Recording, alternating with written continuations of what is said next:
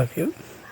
ఈరోజు మనం intermediate first ఇయర్కి సంబంధించి న్యూ సిలబస్లో ఉన్నటువంటి సెకండ్ శ్లోకాన్ని చూద్దాం. మొదటిగా శ్లోకాన్ని ఒకసారి చదువుదాం.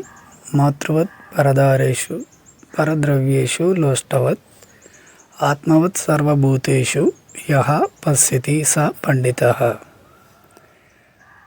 శ్లోకాన్ని మొదటిగా శ్లోకం యొక్క మొదటి పదం అలాగే శ్లోకం యొక్క అంతపదం అంటే చివరి పదాన్ని ఇవ్వడం జరుగుతుంది. దానికి సంబంధించి మనం శ్లోకాన్ని కంప్లీట్గా రాయడం, అలాగే కవి పరిచయం భావం వరకు రాసుకుంటే మనకి ఫుల్ మార్క్స్ రావడానికి అవకాశం ఉంటుంది. అంటే కవి పరిచయాన్ని మెన్షన్ చేయకపోయినప్పటికీ శ్లోకం భావం రాసినప్పటికి కూడా 6 మార్క్స్ రావడం జరుగుతుంది. మొదటిగా ఒకవేళ కవి పరిచయం రాయాలి అంటే మనకి ఇక్కడ తెలుగు, సంస్కృత్, ఇంగ్లీష్లో కూడా ఇవ్వడం జరిగింది.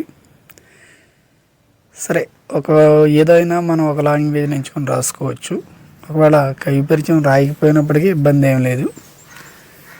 సరే, కవి పరిచయం చూసుకుంటే సంస్కృతంలో రాయాలనుకుంటే కవి పరిచయ అయం శ్లోక వివిధ కవిభిః విరచిత నీతి శ్లోకా ఇది పాఠ్యభాగాత్ స్వీకృతం.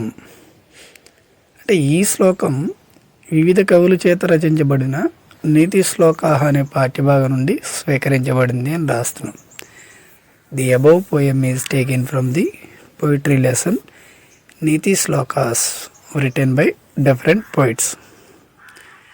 సరే, శ్లోకానికి సంబంధించి చూసుకుంటే మాతృవత్ పరధారేషు పరద్రవ్యేషు లోష్టవత్ ఆత్మవత్ సర్వభూతేషు యః పశ్యతి స పండితః. మనకి ఇక్కడ ఓవరాల్గా ఏం చెప్తున్నాడంటే, మనం ఒక వ్యక్తిని పండితుడు అని చెప్పాలి అంటే ఇక్కడ కొన్ని లక్షణాలు చెప్పాడు. యః పశ్యతి స పండితః. యః అంటే ఎవడైతే, పశ్యతి చూస్తాడో, స అతడు, పండితః పండితుడు.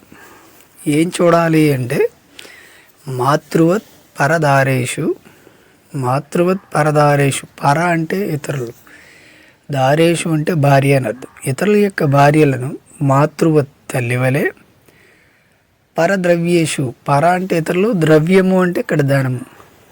ఒకటి ఇతరుల యొక్క ధనాన్ని లోష్టవత్ అంటే మట్టి గడ్డవలే, అంటే పరదారేషు పరుల యొక్క భార్యలను తల్లివలే, పరద్రవ్యేషు పరుల యొక్క ధనాన్ని లోష్టవత్ మట్టిగడ్డవలే, అలాగే ఆత్మవత్ సర్వభూతేషు, ఆత్మవత్ సర్వభూతేషు, సర్వభూతేషు అంటే అన్ని జీవులని ఆత్మవత్ తనవలే, తన ఆత్మ తనని తాను ఏ విధంగా అయితే ఆత్మవత్ అని అనుకుంటాడు తనవలే యః పశ్యతి ఎవడైతే చూస్తాడో స పండితః అతడే పండితుడు అని చెప్తున్నాడు.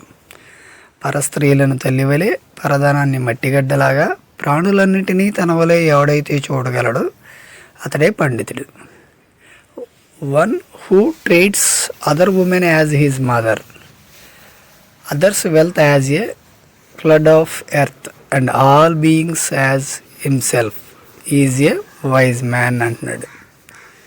అంటే మీరు శ్లోకాన్ని కంప్లీట్గా పూర్తిగా రాసి కవి పరిచయం రాసినప్పటికీ రాయకపోయినప్పటికీ ఇబ్బంది ఏం లేదు. భావాన్ని పెట్టుకుని మనం తెలుగులో రాసేవాళ్ళు తెలుగు, ఇంగ్లీష్లో రాసేవాళ్ళు ఇంగ్లీష్లో రాస్తే సరిపోతుంది. ఓకే, ఈ విధంగా మీరు శ్లోకాన్ని కంప్లీట్ చేయొచ్చు. Thank you.